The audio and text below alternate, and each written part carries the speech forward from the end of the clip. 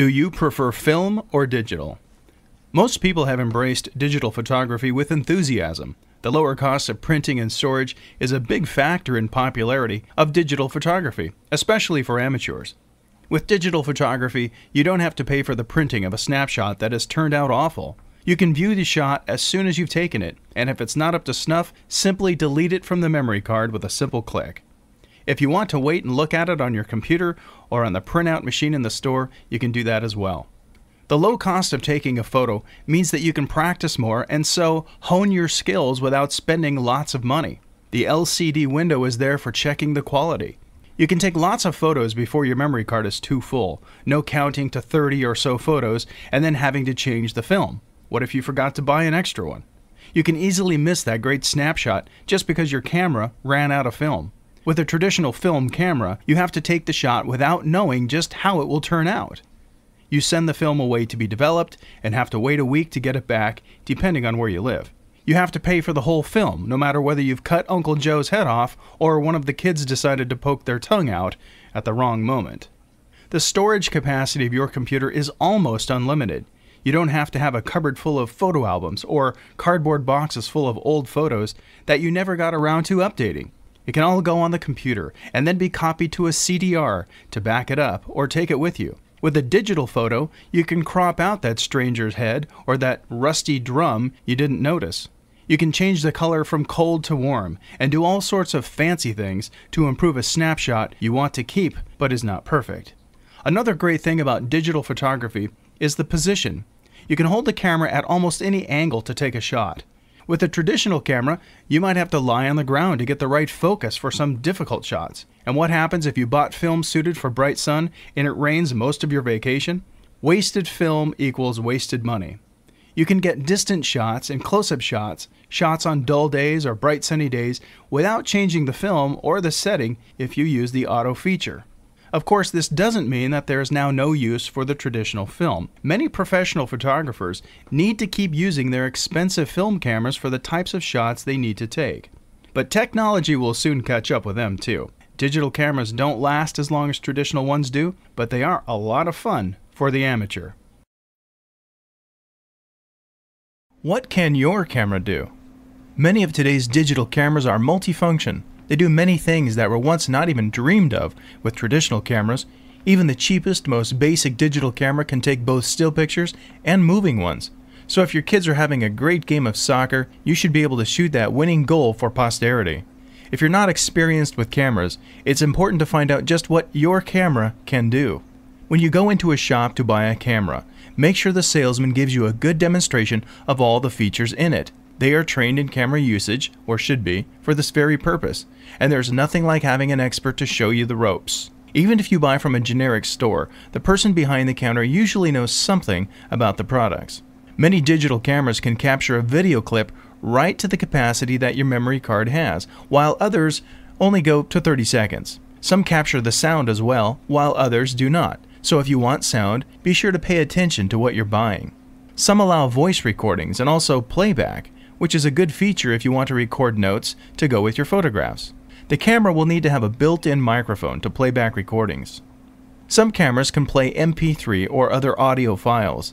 They also have earphones, which are great for music lovers, but the quality of the photos is often poor.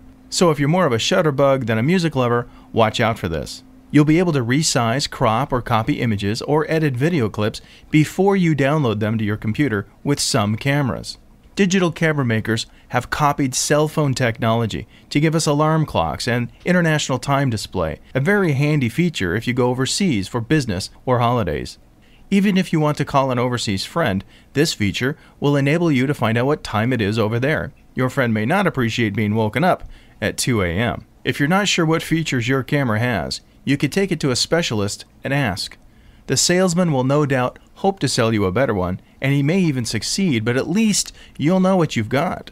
Some regions host short courses for digital photography, and it could be worthwhile to attend one of these. Otherwise, you'll be down to reading the book that came with it and experimenting on your own. At least the photos won't cost you a bomb. What are you taking a picture of? No matter what you're taking a picture of, there are tips and hints to guide you into improving it. Most people take photographs of their families, friends, pets, gardens, and family celebrations. We like to record our lives for ourselves and for future generations. The days in which we had just one photo of Grandpa sitting on a chair and Grandma standing next to him, both wearing the most solemn expression, have gone. Thank goodness. Let's get into color, light, and happy smiles. Let's catch Granny cuddling the kids and Granddad with a blob of birthday cake on his chin. Let's leave a legacy for our great-grandchildren to enjoy, but let it be the best kind of photo that we can manage. When taking photographs of animals or little children, remember that they are a lot lower than you are when you're holding the camera, so get down to their level. Otherwise, their photo will look big-headed. Kneeling to take a photo of a pet will bring its face into focus more sharply. Of course, kneeling in front of your pet may also make him take a flying leap into your arms, but that's a risk a photographer has to take. You've seen those photographs of people sitting on something, a sofa, rock, the ground, and their legs look huge. They're the ones everybody screams at. So what's the cause of this? It's because when you take the photograph, the legs are in front, closer to the camera. You have unwittingly focused the camera on the legs instead of the faces. You may not have had the camera high enough. Watch that sun. When taking photographs outdoors, the sun will cast a nasty dark shadow over a face. Use the flash or stand the subject in the shade. If your subject is in the sun, it often makes them squint their eyes because the light is too bright. But if they wear a cap or a hat, the shadow thrown by it will screen the face, and that's why it's necessary to use a flash. When taking photographs of that gorgeous rose garden, come up close to it. Digital cameras are wonderful for taking close-ups. You can be just a few centimeters away. Use the macro feature to achieve a sharp, clear photograph of flowers. For animals that you can't get close enough to, use your zoom feature. Also lock the focus by halfway depressing the button and refocusing on the animal. This will save you getting a sharp background and blurry animal. Take time to pose your subject. A group standing straight up and looking at the camera is a bit boring. Get some fun into it. Maybe they can all wear pink sunnies and sling their arms around each other. Perhaps they could group around an interesting tree. One or two could be up in the tree. Whatever picture you decide to take, work on it just a little bit more to upgrade from ordinary to spectacular. How light affects your picture. Light is one of the main components of taking a good or bad photograph. As soon as we click that button, light filters into the camera and records our photo. In this case, you might think that the more light the better, and so place your subjects in full sun. This does not always work, as you can see by the washed out color and squinting eyes or shadows in the finished product.